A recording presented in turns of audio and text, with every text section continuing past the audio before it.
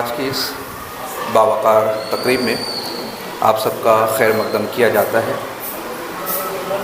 ये नशिस्त अपने आप में एक अहम मकसद समोए हुए है। ये सिर्फ़ उमूमी अफराद का इज्तिमा नहीं बल्कि ख़वास पर मबनी एक अहम नशिस्त है। ये वो अफराद है जो आने वाले चंद दिनों में कौम मुस्लिम के मुस्तकबिल को निखारने में अहम खिदमात अंजाम देने वाली है। इस्लाम पार्टी के सदर मौसूफ़ वो भी यहाँ पर विराजमान है। उनके ज़रिए से उठाया जाने वाला ये कदम न सिर्फ काबिल तहसीन है बल्कि लायक तक़लीद भी है, क्योंकि आने वाले चंद अय्याम आने वाले जो अय्याम है वो और मुश्किल भरे होने वाले हैं। उमूमी तौर पर मेरे जो उर्दू का अंदाज़ वो यही है, यानी क़स्दन मैं भारी भरकम लफ्ज़ों का इस्तेमाल नहीं कर रहा हूँ, रोज़मर्रा का रूटीन है, फिर भी कोशिश करूँगा कि कुछ हिंदी या इंग्लिश के लफ्ज़ों का इस्तेमाल करके हम अपनी बात को मुकम्मल करने की कोशिश करें। इस वक्त जो सूरत हाल है वो धीरे धीरे पैनिक सिचुएशन में तब्दील होती जा रही है। फ़िलवक्त SIR के हवाले से सरगर्मी जारी है, लेकिन बाज़ अहबाब उसे NPR को सामने रख कर देख रहे हैं, सेंसस में गुड़मुड़ करने की कोशिश कर रहे हैं या फिर NRC से जोड़ने की कोशिश कर रहे हैं। देखिए, चार चीज़ है। अगर आप कॉन्स्टिट्यूशन ऑफ इंडिया का मुताला करेंगे, हमारा जो संविधान है उसमें चारों के लिए मुख्तलिफ़ पैमाने, उसूल और ज़ाब्ते, रूल्स एंड रेगुलेशन बताए हुए हैं। लेकिन हमें ये भी फरामोश नहीं करना है कि आज का कदम वो आने वाले कदमों के लिए बुनियाद फराहम करता है। आज जो कुछ हो रहा है वो आने वाले दिनों के लिए एक मजबूत बुनियाद फराहम करेंगे। जैसे सुप्रीम कोर्ट के एक जजमेंट है कि आधार कार्ड किसी भी मकाम पर मैंडेटरी नहीं है। हमें ये इख्तियार दिया गया है, हम चाहे तो आधार कार्ड सबमिट करें, चाहे तो ना करें। लेकिन जब आप बैंक अकाउंट खोलने के लिए जाते हैं तो हमें पैन कार्ड सबमिट करना होता है, और पैन कार्ड सबमिट करने के लिए आधार कार्ड कंपलसरी है। तो बैंक अकाउंट खोलने के लिए आधार तो कंपलसरी नहीं है, वहाँ पैन कार्ड कंपलसरी, और पैन कार्ड से मुंसलिक है हमारा आधार कार्ड। बताने का मतलब यही है कि आज जो कुछ कार्रवाइयाँ होने वाली है वो मुस्तकबिल करीब में कुछ चीज़ों की बुनियादें फराहम कर सकती है। यके बाद दीगरे एक एक करके पहले कुछ टर्म्स, कंडीशन, रूल्स और रेगुलेशन को हम समझने की कोशिश करेंगे। उसके बाद चूँकि आप सब फील्ड पर काम कर रहे हैं तो फील्ड पर आप लोगों को क्या दुश्वारियाँ दरपेश है, उनका तदारुक, उनका इजाला, उन्हें कैसे दूर किया जा सकता है, इस पर हम कुछ खामा फरसाई करने की कोशिश करेंगे। सबसे पहली चीज़ वोटर लिस्ट। एक होती है वोटर लिस्ट, दूसरा होता है वोटर ID। दोनों में फ़र्क है। उमूमी तौर पर हमारे यहाँ पर ज़्यादातर अफराद के पास वोटर ID मौजूद है। वोटर ID का मौजूद रहना इस बात की ज़मानत नहीं है कि आप वोट देने के अहल हैं। ठीक है, वो बुनियादी कागज़ हो सकता है, लेकिन वोटर ID एक मुख्तलिफ़ चीज़ है और वोटर लिस्ट एक मुख्तलिफ़ चीज़ है। हिंदुस्तान का जो कानून है, इलेक्शन जो कंडक्ट करवाता है इलेक्शन कमीशन, वो वोटर लिस्ट की बुनियाद पर कंडक्ट करवाता है। अगर आपका नाम वोटर फहरिस्त में मौजूद है, उस वक्त आपके पास वोटर ID मौजूद हो या ना हो, आप वोट दे सकते हैं। उसका मुतबादिल मौजूद होता है, दूसरा डॉक्यूमेंट बताकर हमें वोट देने का इख्तियार हासिल है। लेकिन अगर हमारा नाम फहरिस्त में मौजूद ही नहीं तो हम वोटर ID बताकर वोट नहीं दे सकते हैं। दोनों में ये फ़र्क है। अभी हम 13 डॉक्यूमेंट्स जो बताए जा रहे हैं, एक एक करके उसकी बुनियाद को समझने की हम कोशिश करेंगे कि वो 13 डॉक्यूमेंट्स क्या है और उनकी हैसियत क्या है। जैसे हर दस्तावेज़, हर डॉक्यूमेंट जो दिया जा रहा है वो गवर्नमेंट की जानिब से इशू किया जा रहा है। मिसाल के तौर पर बिजली बिल, वो भी अथॉरिटी डिपार्टमेंट है गवर्नमेंट ऑफ इंडिया का। पासपोर्ट, ये भी अथॉरिटी डिपार्टमेंट है। लेकिन दोनों की जो अहमियत है, दोनों का जो मियार है वो एक जैसा नहीं हो सकता। दोनों में तफावत है। अगर आप पिछले 1-2 महीने से करंट अफेयर से वाबस्ता है पासपोर्ट को लेकर बड़ा गहमी गहमी का माहौल था कि सिटीज़नशिप का वो दस्तावेज़ तस्लीम नहीं किया जाएगा, बड़ा हल्ला मचा था। उसमें कोई कबात की बात नहीं है, क्योंकि ये कोई आज किया गया अमल नहीं है, ये पहले से तयशुदा है कि पासपोर्ट जो है वो सिटीज़नशिप का डॉक्यूमेंट नहीं है, वो एक ट्रैवलिंग पास डॉक्यूमेंट है। अब किस तरीके से जब हम कॉन्स्टिट्यूशन ऑफ इंडिया को पढ़ेंगे और 1950, 1955 और अलग अलग अदवार में सिटीज़नशिप एक्ट जो तब्दील हुआ है उसको हम देखने की कोशिश करेंगे तो ये सारे पैरामीटर्स हमें समझ में आ जाएंगे। मिसाल के तौर पर 26 जनवरी 1950 जब हमारा संविधान नाफिज हुआ, जिसको हम यौम जमहूरिया के तौर पर सेलिब्रेट करते हैं, 26 जनवरी 1950 से लेकर जून 1987 तक अगर कोई फ़र्द हिंदुस्तान में पैदा हो रहा है तो वो बाय बर्थ जन्म से हिंदुस्तानी है, ये रूल रहा है। लेकिन वक्तन फ़ौक्तन रूल में तब्दीली आती गई है। जैसे 1987 के बाद सिर्फ पैदा हो जाना हिंदुस्तानी होने का सबूत नहीं है, बल्कि पैदाइश और उनके माँ और बाप दोनों में से कोई एक वो हिंदुस्तानी होना चाहिए। ये पहली कंडीशन नाफिज की गई। उसके बाद फिर अमेंडमेंट बिल आता है। अब अमेंडमेंट बिल को पहले से ज़्यादा सख्त बताया जाता है। क्या बताया गया कि अब एक नहीं बल्कि दोनों वो हिंदुस्तानी शहरी चाहिए, तो उनकी होने वाली औलाद वो हिंदुस्तानी शहरी तस्लीम की जाएगी। उसके बाद फिर अमेंडमेंट आता है कि दोनों हिंदुस्तानी तो होना चाहिए, लेकिन दोनों में से कोई एक भी इल्लीगल माइग्रेंट नहीं होना चाहिए, यानी वो किसी मुल्क से बगैर किसी परमिशन के अगर वो आकर यहाँ पर रहता है तो वो काबिल तस्लीम नहीं होगा। और उसके बाद के अमेंडमेंट जिसके ऊपर मेरी वीडियोस बनी है आप देख सकते हैं। बताने का मकसद ये है कि हमारे पास जो इस वक्त वोटर्स आ रहे हैं उनको यही चीज़ हमको समझाना है कि कॉलम नंबर 1, कॉलम नंबर 2 और कॉलम नंबर 3, यकीनन आपके पास ऐसे बुज़ुर्ग अफराद, बूढ़े माँ बाप आ रहे हैं जो पूरी थैली आपके सामने टेबल पर बिछा देते होंगे, ये हमारे घर के वोटर्स है, ये उनकी यादी है, आप तलाश कीजिए। और कुछ तो ऐसा भी है कि हम ना करदा गुनाहों की सज़ा भुगत रहे हैं। शेख को शे लिख दिया, सैयद को सो लिख दिया, मोहम्मद को मो लिख दिया, अहमद को ओ लिख दिया। तो वो जो पहले काम किया गया, मैंने इसीलिए अपनी तमीदी कलमात में ये कहा था कि आज का कदम आने वाले दिनों में सबूत का काम करता है। हो सकता है क्योंकि उस वक्त तो मैं मौजूद नहीं था, आप लोग मौजूद रहे होंगे, कुछ अफराद, ये बताया गया होगा कि सिर्फ इंदराज कर लीजिए, हमारा नाम आ जाना काफ़ी है। किसी भी तरीके से वो नाम आ तो गया है, लेकिन आज वो एनोमली में जा रहा है। अब एनोमली के लिए गवर्नमेंट के जो कवायद है, अगर आप इलेक्शन कमीशन ऑफ इंडिया की वेबसाइट पर जाएंगे तो ये 5 सफ़ात पर मुश्तमिल एनोमली के अलग अलग टर्म्स कंडीशन को बताया गया है कि कौन एनोमली में जा सकता है। और अगर मैं शहर मालेगांव की बात करूं, कुछ दिन पहले तक मालेगांव में जो डेटा है एनोमली का वो 57% था, यानी हर 10 में से 6 अफराद एनोमली में जाने वाले हैं। तो मेंटली हमें प्रिपेयर रहना है, तैयार रहना है। किस बात के लिए?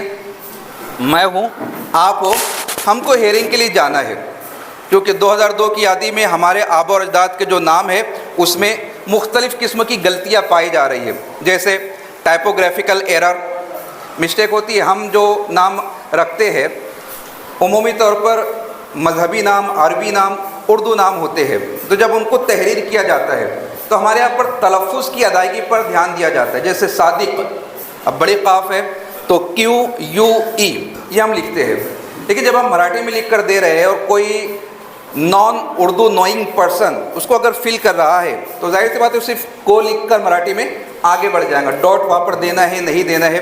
जमील आपने लिख दिया, कुछ लोग जमील लिखते हैं JAMIL, कुछ जमील लिखते हैं JAMEEL। तो हिंदी या मराठी में तो समझ में नहीं आता है, लेकिन जब आप उसको इंग्लिश में लिखते हैं तो उमूमी तौर पर वो रेड मार्क इंडिकेट करता है, मिसमैच बताता है, जिसकी वजह से आप और हम, मैं खुद एनोमली में हूँ, इस कदर हम वीडियोस बनाकर गाइड कर रहे हैं, लेकिन मुझे भी जाना है, हेयरिंग के लिए जाना है, क्योंकि मेरे वालिद का जो नाम लिखा गया है वो शेख पूरा लिखने के बजाय सिर्फ शे लिखा हुआ है।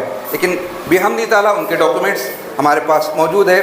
तो वो डॉक्यूमेंट्स जब हमको जाना है हेयरिंग में, तो हमको यही गाइड करना है। पहले तो हमको फॉर्म फिल करना है, फिल करने के बाद ये जो डॉक्यूमेंट्स की फहरिस्त है, नोटिस आने का इंतज़ार नहीं करना है, क्योंकि मैंने कहा धीरे धीरे पैनिक सिचुएशन क्रिएट हो रही है।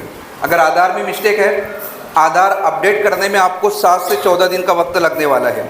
29 जुलाई एनुमरेशन फॉर्म सबमिट करने की लास्ट डेट है। अगर आपको लगता है कि मुझे पैदाइशी या रिहायशी सबूत पेश करना है, तो पहले से दस्तावेज़ आपको और हमें तैयार करने होंगे, और उन दस्तावेज़ को रेडी करने के लिए ऑफिशियल वेबसाइट पर कुछ मियाद मुकर्रर है, उससे पहले आप उसको बना नहीं सकते। तो अभी से एनोमली में जिन अफराद का नाम आ रहा है, उन तक हमें ये मैसेज पहुंचाना है कि आपको इस तरीके के डॉक्यूमेंट्स तैयार करने हैं।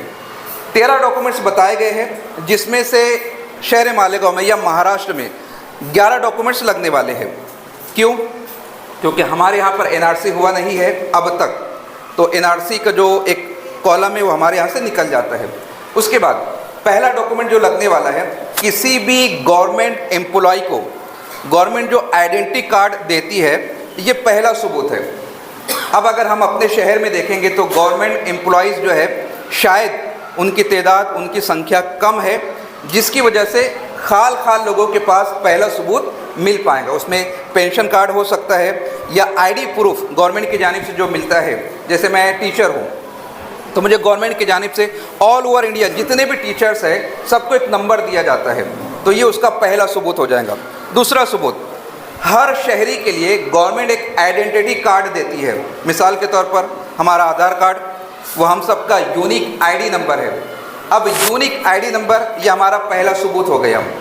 लेकिन यहाँ पर जो खाम ख्याली पैदा हो रही है कि हमारे पास आधार है, काफ़ी नहीं है। हर दस्तावेज़ अपना एक इनफरादी मकसद रखता है। जैसे मैंने पहले बताया, पासपोर्ट और बिजली बिल दोनों गवर्नमेंट की जानिब से मिल रहे हैं, लेकिन दोनों का मकाम, मर्तबा, मियार एक जैसा नहीं है। पासपोर्ट ज़्यादा वैलिड है बनिस्बत बिजली बिल के। तो यहाँ पर जो हमको आधार कार्ड मिल रहा है, वो आधार कार्ड सिर्फ़ और सिर्फ हमारा जो प्रूफ रहेगा एड्रेस के लिए रहने वाला है। हम उसको पैदाइशी सबूत के तौर पर पेश नहीं कर सकते हैं, और आधे से ज़्यादा एनोमली का यही मामला फंसने वाला है। पैदाइशी सबूत के लिए जो डॉक्यूमेंट्स चाहिए, उसमें सबसे पहला है आपका जन्म दाखिला, जिस पर ऑलरेडी मालेगांव में घमसान मचा हुआ है। तो पहला मामला आएगा आपका बर्थ सर्टिफिकेट। उसमें भी खुदा खैर करे डेट ऑफ इशू ये मामला नहीं आना चाहिए। अगर डेट ऑफ इशू ये मामला उठाया जाता है तो एक संगीन मरहला, संगीन रुख इख्तियार कर सकता है। तो पहला डॉक्यूमेंट जो जन्म या पैदाइश को साबित करने का है, वो है हमारा जन्म दाखिला। दूसरी चीज़ है एलसी। जब हम स्कूल से, कॉलेज से पढ़कर फारिग होते हैं तो उस इंस्टीट्यूट की जानिब से हमको एलसी दिया जाता है। अब इसमें तीसरा और चौथा सबूत जो हम पेश कर सकते हैं अपनी पैदाइश के हवाले से, वो है 10वीं और 12वीं का पासिंग सर्टिफिकेट। रिज़ल्ट नहीं कह रहा हूँ, रिज़ल्ट हर किसी के पास होता है। पासिंग सर्टिफिकेट गवर्नमेंट के वेबसाइट पर लिखा हुआ है 10वीं और 12वीं का। अगर सबके पास है तो वेल एंड गुड, नहीं है तो जिस जगह से हमने एसएससी और एचएससी किया था उन कॉलेजेस का रुख हमें करना होगा।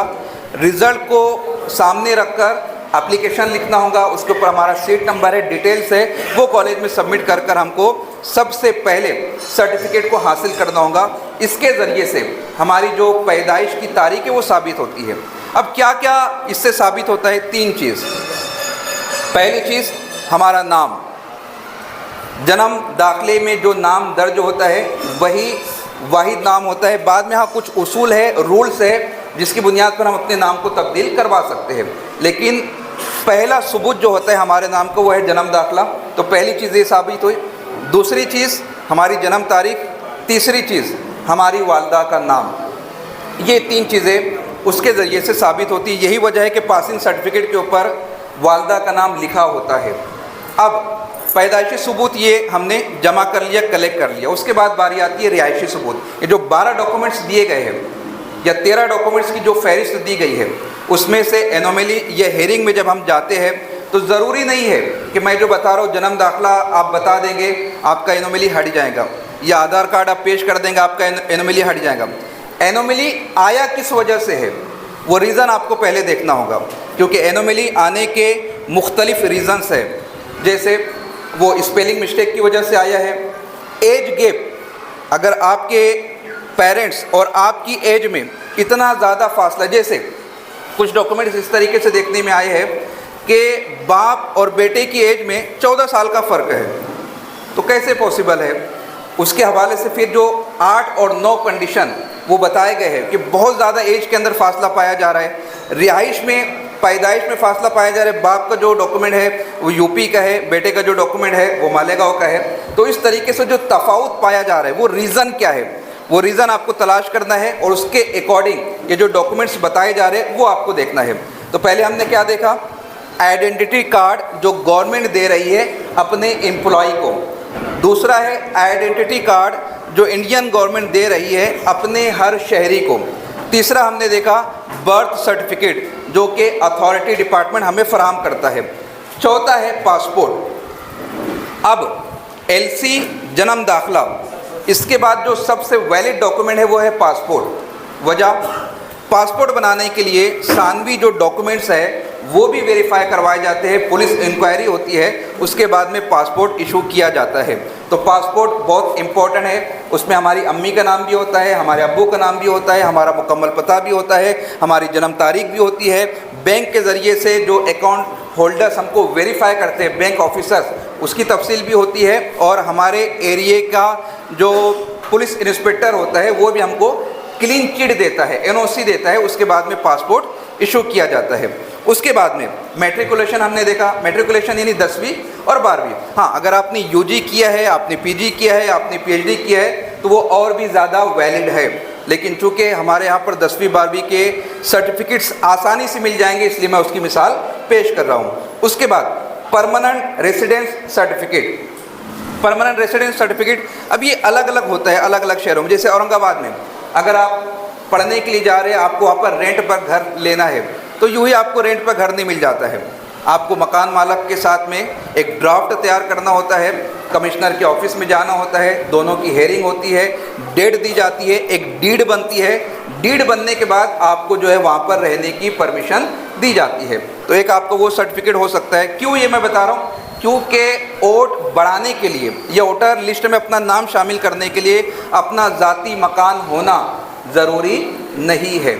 आप किसी भी इलाके में रह रहे हो, अगर आपके पास बेसिक डॉक्यूमेंट्स है तो आपका नाम उसमें शामिल हो सकता है, लेकिन ये जो सर्टिफिकेट 5वां जो कॉलम है वो हर जगह मुख्तलिफ हो सकता है। हमारे यहाँ क्या हो सकता है, 7/12 उतारा, जो लैंड रिकॉर्ड्स होते हैं वो हमारे यहाँ पर हो सकते हैं, लेकिन बाज़ इलाकों में शायद 7/12 उतारा वो फराहम करना वो भी कुछ दुश्वार गुजार मरहला हो सकता है। तो ज़मीन के जो पेपर्स हैं वो भी हम बता सकते हैं। फॉरेस्ट राइट सर्टिफिकेट ये हमारे एरिया के अंदर नाफिज नहीं होता है, इसलिए ये कॉलम मौजूद तो है लेकिन हम शायद इसके डॉक्यूमेंट्स को पेश नहीं कर पाएंगे। उसके बाद ओबीसी, एससी, एसटी, एनटी या कोई भी कास्ट का सर्टिफिकेट हो जैसे वीजे वगैरह, वो भी इसके अंदर एक्सेप्टेबल होगा, लेकिन एक्सेप्ट होने के पीछे 3 बुनियादी कॉलम का दुरुस्त होना ज़रूरी है। पहली चीज़ नाम, दूसरी चीज़ आपकी तारीख़ पैदाइश, और तीसरी चीज़ आपका जो रेसिडेंशियल एड्रेस है ये मैच करना चाहिए। तो ओबीसी, एससी, एसटी, एनटी, वीजे, एनटी इसलिए कह रहा हूँ कि एनटी महाराष्ट्र में पाया जाता है, महाराष्ट्र के बाहर जो है एनटी सर्टिफिकेट नहीं पाया जाता है। उसके बाद नेशनल रजिस्टर ऑफ सिटीज़न, चूँकि ये हमारे यहाँ पर हुआ नहीं है इस वजह से वो भी हम पुरावा नहीं दे सकते। उसके बाद फैमिली रजिस्टर, शायद ही किसी ने बनाया हो, फैमिली रजिस्टर नहीं है। अभी तो ऐसे बहुत सारे अफराद से बात हो रही है जो 40-40 साल से मालेगांव में हैं, ना उनका नाम 2002 की फ़हरिस्त में है, ना उनका नाम अभी हालिया फ़हरिस्त में है, क्योंकि हमने कभी इसको काबिले तवज्जा जाना ही नहीं। अब उन लोगों के लिए क्या है उस पर भी अभी हम बात करेंगे। तो फैमिली रजिस्टर, अब फैमिली रजिस्टर आपने देखा होगा, नातेवाईकाचा नाव एक कॉलम यहाँ पर पूछा हुआ है, उसमें भी गुड़मुड़ हो रहा है।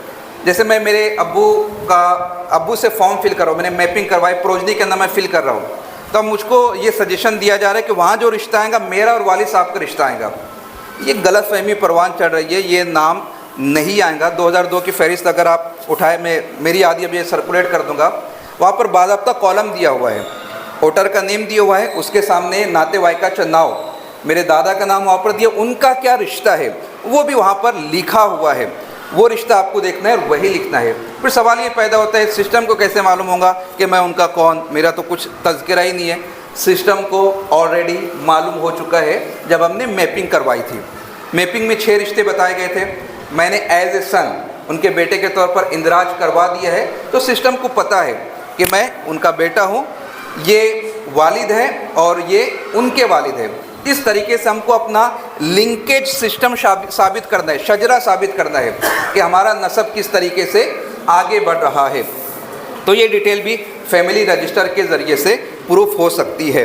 उसके बाद में हाउस अलॉटमेंट सर्टिफिकेट, जैसे जो सोसाइटी वगैरह पर होती है, वहाँ पर गवर्नमेंट की जानिब से कुछ सर्टिफिकेट्स वगैरह दिए जाते हैं, और फिर लास्ट में आता है आधार कार्ड। इससे पहले एक मरहला मालेगांव में आया था, शायद अभी इलेक्शन से पहले, बहुत सारे लोगों ने फॉर्म फिल किया वोट बढ़ाने के लिए। 1 मरतबा, 2 मरतबा, 3 मरतबा उनकी वोट ऐड नहीं हुई। उसका बुनियादी फ़लसफ़ा बताता हूँ। 2 डॉक्यूमेंट सबमिट करने थे, हमने जो गलती की है, ऊपर भी आधार कार्ड सबमिट किया है, नीचे भी आधार कार्ड सबमिट किया है। इसीलिए बार बार कह रहा हूँ, दस्तावेज़ मौजूद तो है, लेकिन हर डॉक्यूमेंट का अपना अलहदा मकसद है। आधार कार्ड को हम पैदाइशी सबूत के तौर पर नहीं पेश कर सकते। आधार कार्ड सिर्फ रहेगा हमारा रिहायशी सबूत, वो हमारी यूनिक आइडेंटिटी है।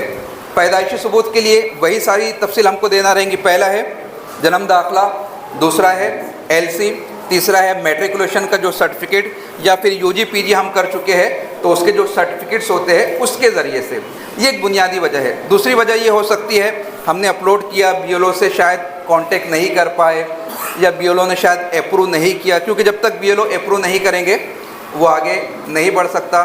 मालेगांव के BLO होंगे तो माफ़ी चाहता हूँ अगर, क्योंकि आप लोग की तरफ से कुछ एप्रिसिएशन भी मिल रहा है और कुछ BLO की तरफ से थोड़ी सी धमकी आमेज कलमात भी मौसूल हो रहे हैं। उनका ये कहना है कि घर बैठकर वीडियो बनाना आसान है, फील्ड पर उतर कर देखो तो फिर पता चलेगा। तो मेरी नज़र में सिर्फ मालेगांव के BLO नहीं है, इस वक्त पूरे हिंदुस्तान में फ़ेज़ 3 स्टार्ट हो चुका है। 16 रियासतों और 2 मरकज़ के ज़ेर इंसराम जो इलाके हैं वहाँ पर SIR का काम हो रहा है। तो सिर्फ मालेगांव नहीं, लाखों करोड़ों अफराद इस वक्त ड्राफ्ट में शामिल भी हो सकते हैं और कई लाख अफराद ड्राफ्ट से निकल भी सकते हैं। निकल जाना, ठीक है, ये मुसीबत तो है।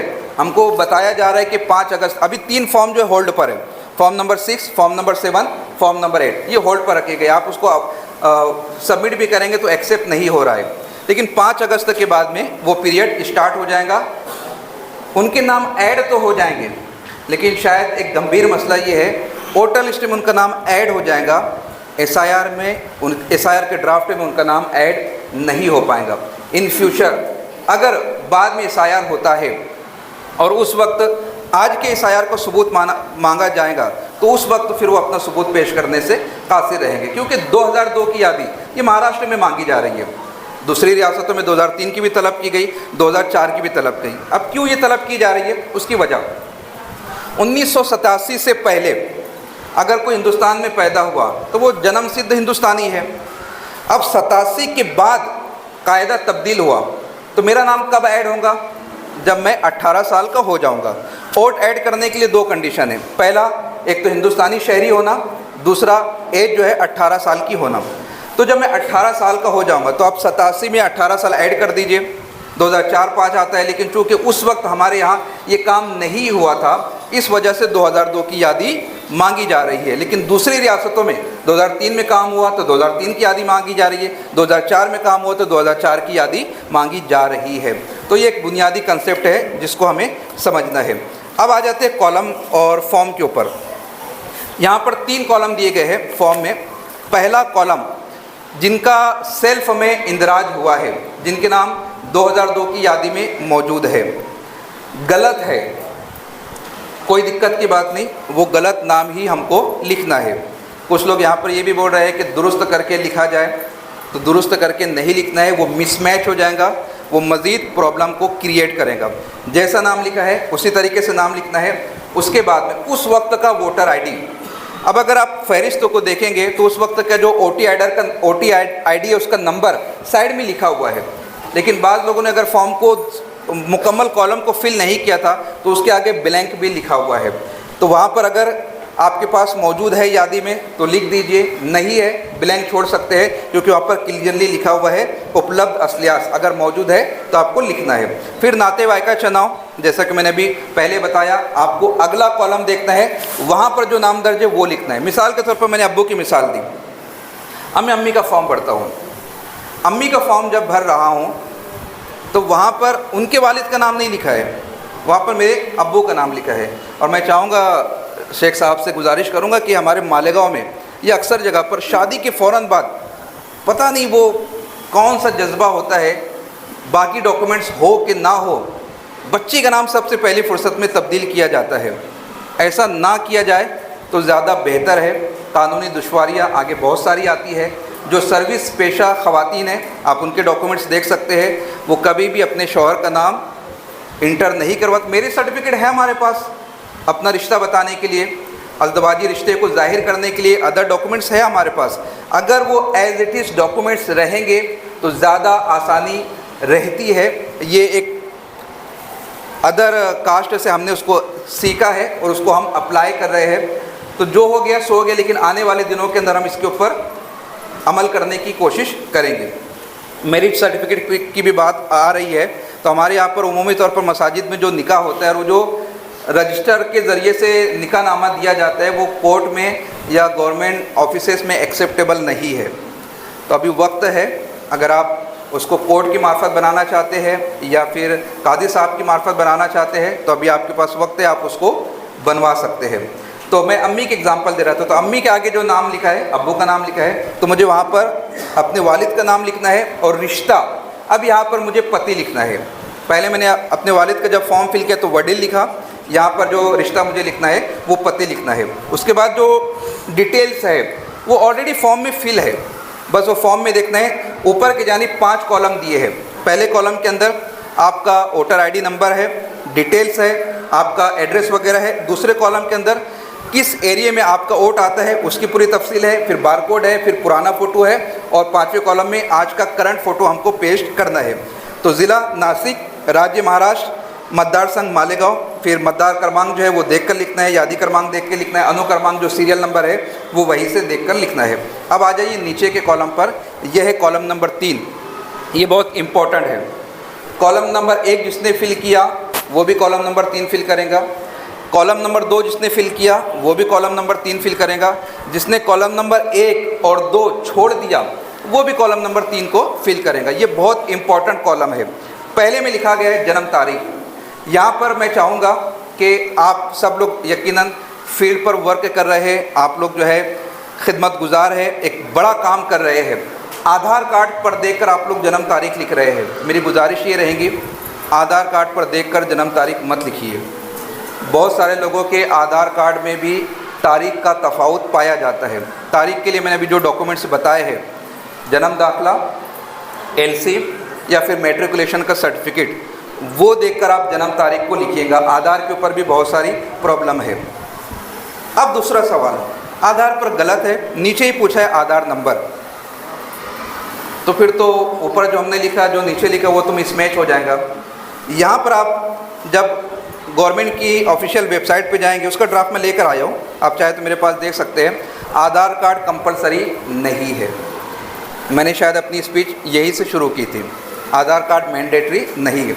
अगर तफावत है तो आप परहेज़ कर सकते हैं, ना भी लिखे तो चल जाएगा। और अगर सब कुछ दुरुस्त है तो फिर आपको लिखना चाहिए। उसके बाद मोबाइल नंबर जो आपका रेगुलर है, जिस पर OTP वगैरह आसानी से आता है, उसी नंबर को आप लोग तहरीर कीजिएगा। उसके बाद में फिर वालिद का नाम, जैसे मैं अपना फॉर्म फिल कर रहा हूँ प्रोजनी में, तो मेरे वालिद का नाम आएगा। अब यहाँ पर मुझे ज़्यादा डिटेल्स देनी है, मुझे अपने वालिद की डिटेल्स भी देनी है, मुझे अपनी डिटेल्स भी देनी है, मुझे अपनी अम्मी की डिटेल्स भी देनी है। अगर शादीशुदा हूँ, अगर हस्बैंड है तो वाइफ की, वाइफ है तो हस्बैंड की। इस तरीके से ये मुकम्मल शजरा यहाँ पर मुकम्मल होता है। ये सारे डॉक्यूमेंट्स है, ये सारे कॉलम्स है जो हमको फिल करने हैं। उसके बाद सिग्नेचर करना है। 2 फॉर्म दिए गए हैं। पहला फॉर्म आपका जमा हो जाएगा, दूसरा फॉर्म आपको बीएलओ की सिग्नेचर करके अपने पास रखना है। कैसे पता चलेगा कि जो फॉर्म हमने बीएलओ को दिया उन्होंने एंट्री कर ली है? क्योंकि इलेक्शन कमीशन ऑफ इंडिया की वेबसाइट के ऊपर एक जो चुभता हुआ सवाल लिखा हुआ है ना, किसी ने एनुमरेशन फॉर्म लेकर गया, सबमिट नहीं किया, बीएलओ रिस्पॉन्सिबल नहीं है। वहाँ पर जवाब ये दिया गया है कि अगर किसी का एनुमरेशन फॉर्म सबमिट नहीं होता है तो या तो उसे डेथ तस्लीम किया जाएगा, या उसे अब्सेंट माना जाएगा, या उसे ट्रांसफ़र माना जाएगा। तो ये तो फिर एक बड़ी जिम्मेदारी का काम हुआ कि हमने फॉर्म तो भर दिया, हमने मैपिंग तो करवा ली, लेकिन हमें कैसे पता चलेगा कि हमारा जो फॉर्म है वो बीएलओ ने सबमिट कर दिया है? सिंपल है, ऑफिशियल वेबसाइट पर आप जाइए, वोटर आईडी के ज़रिए से, एपिक नंबर के ज़रिए से लॉगिन कीजिए, आपके मोबाइल के ऊपर ओटीपी आएगा। ओटीपी डालने के बाद आपको वहाँ पर क्लियर लिखा हुआ नज़र आएगा कि your form has been submitted. आप देख लें, उसका प्रिंट आउट ले लें। ये मैसेज का नज़र आना इस बात की अलामत है कि आपका फॉर्म सबमिट हो चुका है। सबमिशन के वक्त में भी कल मेरे शेख साहब से तफसील से बात हुई है, मराठी में हम फॉर्म लिख कर दे रहे हैं। बीएलओ को भी एंट्री करना है, स्कैन करेंगे ऊपर की डिटेल्स आ जाएंगी, लेकिन जो कॉलम नंबर 3 है उसकी डिटेल्स उनको एंट्री करना है। कुछ बीएलओ जो है वो मराठी में फिल कर रहे हैं, कुछ बीएलओ हजरात जो है वो इंग्लिश में फिल कर रहे हैं। जैसे अगर मैं खुद से ऑफिशियल वेबसाइट पर जाकर एनुमरेशन फॉर्म को फिल करता हूँ, रीजनल लैंग्वेजेस का ऑप्शन भी है, इंग्लिश का ऑप्शन भी है, और ऐसा मेरा ख्याल है कि हमारे डॉक्यूमेंट्स हिंदी या मराठी की बजाय इंग्लिश में ज़्यादा दुरुस्त होते हैं, ऐसा मेरा ख्याल है। ये मुख्तलिफ भी हो सकता है, क्योंकि काना, मात्रा, विलांटी शायद हमको इतनी नहीं समझती, जबकि समझना चाहिए। हम महाराष्ट्र में रह रहे, इतनी बेसिक नॉलेज हमको रहना चाहिए। लेकिन जब वो बीएलओ फॉर्म फिल कर रहा है, मैं लिख कर देता हूँ जमील, बात वही है। वो अगर इंग्लिश में फिल कर रहे हैं और उजलत में वो डबल ई की जगह आई का इस्तेमाल कर देते हैं, मैंने तो सही दिया ना, लेकिन उसके बाद भी फिर एनोमली में नाम आ सकता है, हेयरिंग में मुझे जाना हो सकता है। तो शायद शेख साहब इसके ऊपर और बातचीत करने वाले हैं कि क्या कुछ हम इसके हवाले से कर सकते हैं ताकि डॉक्यूमेंट्स देने के बाद हमारे पास किसी किस्म की कोई तकलीफ़ बाकी ना रहे। तो कॉलम नंबर 1 हमने देखा, जो सेल्फ में जिनकी मैपिंग हुई है उनको कॉलम नंबर 1 भरना है, कॉलम नंबर 3 भरना है। प्रोजनी में जिनकी मैपिंग हुई है उनको कॉलम नंबर 2 भरना है, कॉलम नंबर 3 भरना है। जिनका 2002 की यादी में कुछ भी नहीं है, ना अम्मी का नाम, ना अब्बू का नाम, ना दादी है, ना दादा है, ना नानी है, ना नाना है, ऐसे में क्या करना है, उनको सिर्फ कॉलम नंबर 3 फिल करना है। जिनका इस वक्त की यादी में नाम भी नहीं, उनको क्या करना है, उनका इनुमरेशन फॉर्म नहीं आएगा। लेकिन 5 अगस्त के बाद ये जो 3 फॉर्म है, एडिशन, करेक्शन, डिलीशन, ये तीनों फॉर्म एक्टिवेट हो जाएंगे। उस वक्त वो फॉर्म फिल कर सकते हैं, उनका वोट ऐड हो जाएगा, लेकिन शायद उनका नाम एसआईआर के ड्राफ्ट में नहीं आएगा। वोट तो उनकी बढ़ जाएंगे, क्योंकि पहले ही यहाँ पर क्या कहा जा रहा है कि एसआईआर जो है वो सिटीज़नशिप को चेक करने का अमल नहीं है, लेकिन पहला कदम हमेशा दूसरे कदम की बुनियाद होता है। तो ये कुछ बुनियादी बातें हैं। अब अगर आपकी जानिब से कुछ सवालात हो तो आप उसे पूछ सकते हैं। ये जो स्टेप्स है बता दें, तो सबसे पहले जो वोटर्स की फहरिस्त है वो अपलोड की गई थी, वेबसाइट से हमने डाउनलोड किया या अपने इलाके के कारपोरेटर हजरात से हमने हासिल किया है। दूसरा काम हमने क्या किया, मैपिंग का किया है। तीसरा काम हम क्या कर रहे हैं, एनुमरेशन फॉर्म का कर रहे हैं, जो कि बीएलओ डोर टू डोर जाकर सबमिट डिस्ट्रीब्यूट करेंगे, हमें फिल करके सबमिट करना है। उसके बाद में 29 जुलाई से पहले वो ऑनलाइन अपलोड करेंगे। 5 अगस्त से 4 सितंबर के दरमियान ऑब्जेक्शन एंड क्लेम पीरियड है। सितंबर के साथ ही में हमें नोटिस फेज़ ये फेस करना है। नोटिस फेज़ क्या होता है, जैसे मैं एनोमली में आ रहा हूँ, किस रीज़न से आ रहा हूँ, वो नोटिस मुझको बीएलओ के ज़रिए से मिलेंगे और मुझे वो डॉक्यूमेंट्स हियरिंग में जाकर पेश करना है, उस रीज़न को हटाना है।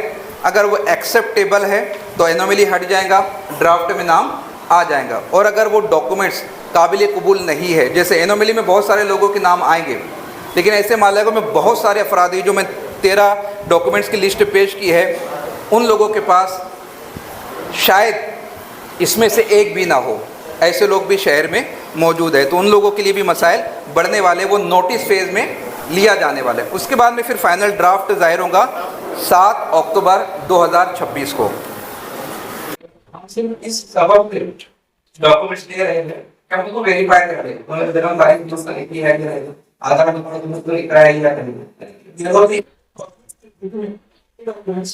जमा करें, ऑफिशियली तो जमा नहीं करते, तो हमारे लिए जमा कर रहे हैं तो हमें बिलों का काम करना नहीं लगेगा।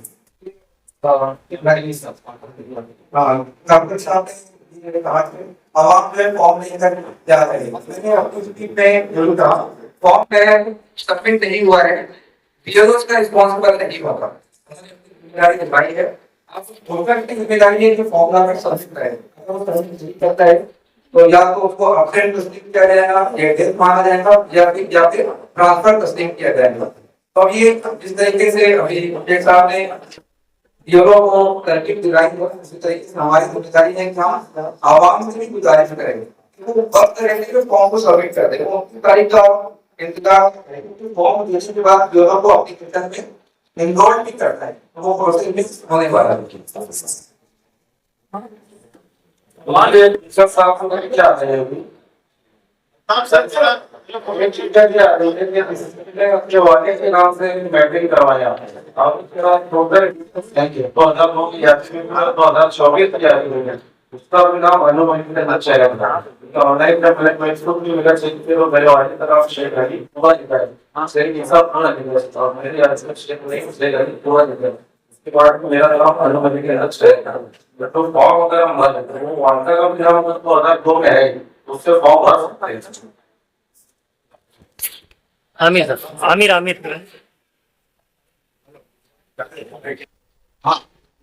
आमिर नीचे करना भाई। यहाँ पर जो आवाज हेलो आप लोग इसे बोल रहे हैं कुछ चीज नहीं है तो हम लोग की मैपिंग किससे भी है। अगर आप येलो एक्ट के अंदर अगर येलो को बोला जाए एसीआई नेट के अंदर आप उसको एसीआई नेट में जाइए, आप उसको पीसी के अंदर जो है बारकोड से स्कैन कीजिए। स्कैन करने के बाद जितने लोगों का अनुमति में नाम है वहां पर नाम की शक्ल नजर आएगी उसके सामने डेटा मेंटेन हुआ है, इनकी वालदा से हुआ है, वालिद से हुआ है, दादा से हुआ है, दादी से हुआ है, नाना से हुआ है, नानी से हुआ है, तो वो तमाम चीजें वहां पर आपको दिख जाएगी। मैं पूरी लिस्ट आता हूँ अगर 1150 लोगों की मीटिंग की है तो पूरे लिस्ट का हम लोग बेलों पे निकाल के इसका इस्तेमाल मैनुअली में किया है, लेकिन उसके बाद हम लोग जब उसको वेरीफाई कर रहे हैं वेरीफाई में प्रेशर नहीं है लेकिन सिस्टम में मिसमैच बता रहा है। तो अगर उसके वालिद के नाम से वेरीफाई कराएंगे तो वाका के नाम से अपन फॉर्म भर सकते हैं नहीं भर सकते इस तरीके से 2000 उनका नाम है। अगर लेकिन वालिद के नाम पे तो वाका के नाम पे लेकिन फॉर्म नहीं भर सकते। राइट ऐसे का वालिद साहब ने ये बोला बिल्कुल बात ये है अगर वो आधार को में पहले से करेंगे तो वालिद के नाम वालदा का भी नाम है उसके नाम से फॉर्म भर मेरे से वहां पर उसकी क्या हो रहा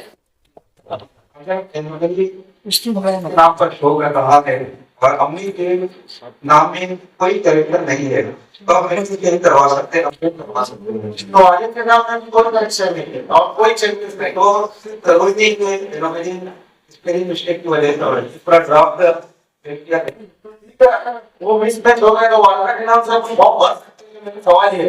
अगर आप ये तो बोलते हैं अपडेट करवा दो लेकिन चेंज करवा दो तो फिर अम्मी के नाम पे वही तुबा कॉस्मेटिक कंप्लीट स्किन सॉल्यूशन आपके लिए लाया है धूप से बचाने वाली डे क्रीम, सौले चेहरे को गोरा करने वाली नाइट क्रीम, फुंसियों के लिए TC skin cleaner and serum, सर्दी में जिल्दों को ताजा रखने वाला मॉइस्चराइजर, 7 दिनों में गोरा करने वाली क्रीम, आंखों के नीचे कालापन को दूर करने वाला टीसी डार्क वे सीरम, हाथ और गर्दन का कालापन दूर करने वाला साबुन। हमारा पता याद रखें, कुसुम्बा रोड, औलिया मस्जिद के सामने, तुबा कॉस्मेटिक कंप्लीट स्किन सॉल्यूशन।